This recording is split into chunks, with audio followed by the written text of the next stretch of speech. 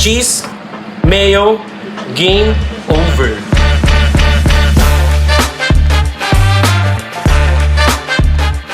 What's up mga inaanak? Ninong J3 here. Kain tayo, pero smart. So today, magbe-bake tayo ng garlic cheese bread. Dahil low carb and cheesy, dahil deserve natin to. So ito mga inaanak ang ating ingredients para sa dough.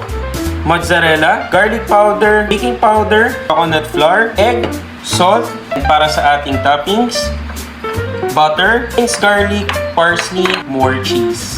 So first, ang gagawin natin is i-melt natin ang ating butter.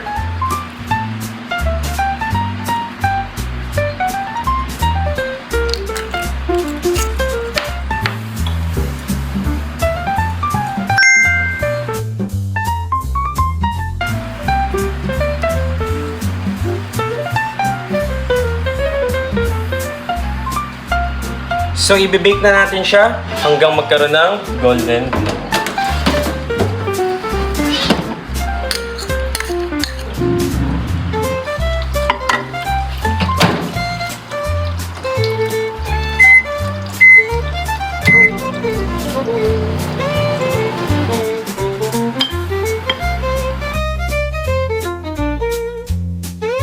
So, mga inaanak, okay na. Pwede na nating i-glaze ang ating melted butter.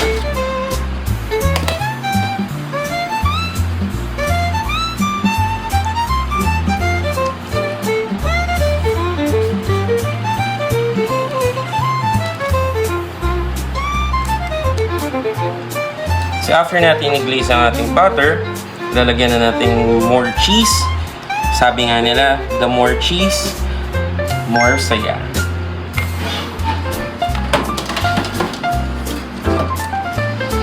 So, hintayin natin siya hanggang maging golden and bubbly. So, ito na mga inaanak. Luto na. Golden and bubbly na siya.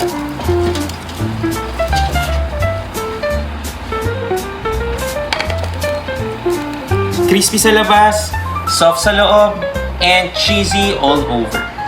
So, ito na mga inaanak. Tara, tikman na natin to.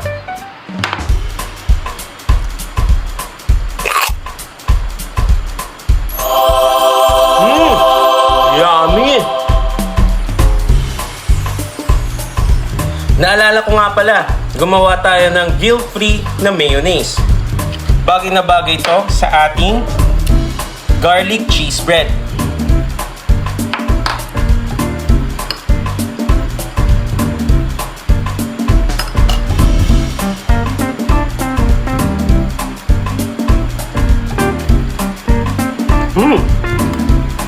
Yummy!